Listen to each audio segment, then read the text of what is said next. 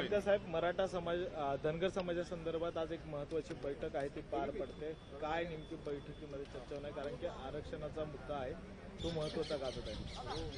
प्रथमतः मी एवढंच बोलू इच्छितो की धनगर समाजाच्या आरक्षणाचा प्रश्न हा बरेच वर्षापासून प्रलंबित आहे. या समाजाची मूळ मागणी एसटीची अंमलबजावणी व्हावी, पण दुर्दैवानं कुठल्याच सरकारनं ती केलेली नाही.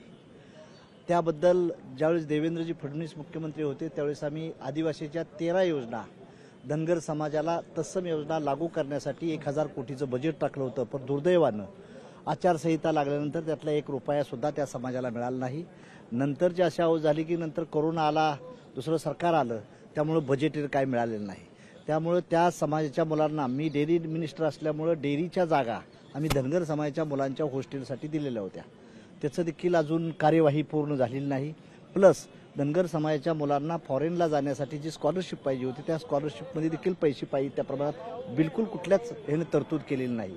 आमचं म्हणणं आहे की टास्क फोर्स लावून या समाजाच्या मुलांचं उद्योगपती किंवा त्यांचं UPSCचं किंवा उच्च शिक्षणातलं प्रमाण कसं वाढलं पाहिजे आणि त्या मुलांना रोजगाराचा धंदा मिळण्यासाठी कसं आपल्याला अण्णासाहेब पाटील मागासवर्गीय महामंडळाला जसं ही दिलेलं आहे तसं राजमाता अहिल्याबाई होळकर पुण्यश्लोक महामंडळाला देखील आपण फंड देऊन धनगर समाजातले एंटरप्रिनर जर वाढवलं असतं तर या समाजाला न्याय मिळाला असता. पण दुर्दैव ते होताना दिसत नाही. आमचं म्हणणं एवढंच आहे की काल धनगर समाजाचा मोर्चा झाला, त्यात वाघमारे म्हणून सरपंच आणि माजी 2 सरपंच एक्सपायर झाले. त्यांना हुतात्मा घोषित करून त्यांनाही मदत मिळाली पाहिजे.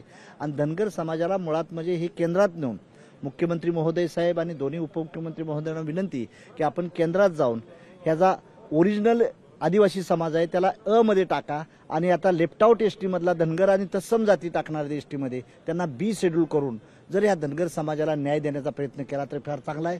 पण हे राज्य सरकारच्या अखत्यारीतला विषय नाही, हा केंद्राच्या अखत्यारीतला विषय आहे. माझी आपल्याला मुख्यमंत्री महोदयांना, फडणवीस साहेब आणि अजितदादांना विनंती आहे की एक शिष्टमंडळ घेऊन तुम्ही दिल्लीला जाऊन हा जर प्रश्न सोडवण्याचा प्रयत्न केला तर हे चांगलं होईल.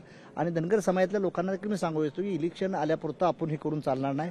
आपल्याला हे कंटिन्युटी प्रोसेस करावी लागेल, फॅक्ट्स अँड फिगरचा शोध घ्यावा लागेल, तर आपलं हे भलं होणार आहे. म्हणून या समाजाला आजपर्यंत काय मिळालं तर काहीच मिळालं नाही. नुसतं आपलं हे करत चाललेलं आहे. 13 योजना जरी लागू झाल्या असतील आणि त्याला जरी बजेट राज्य सरकारने दिलं असतं तर धनगर समाजात एवढा असंतोष निर्माण झाला नसता. परंतु आज 13 योजनाला देखील दिलेल्या आदिवासीच्या सवलती, कोर्टात इलेक्शन मिळेल तेव्हा मिळेल, धनगर समाजाला आरक्षण मिळेल तेव्हा मिळेल, पण त्याच्या अगोदर जर राज्य सरकारनं ह्याला बजेटरी तरतूद एक 5000 कोटीची बजेटरी तरतूद करून जर टास्क फोर्स लावून धनगर समाजाच्या मुलामुलींना जर शिक्षणाच्या दृष्टीनं सवलतीच्या दृष्टीनं जर आपण मदत केली तर ह्याचं फार चांगलं होईल. एवढंच आज मी नमूद करतो.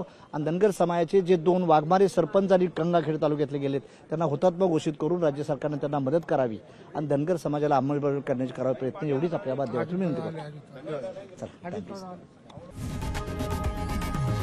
लोकशाही मराठी ऐका, पहा, जागरूक रहा.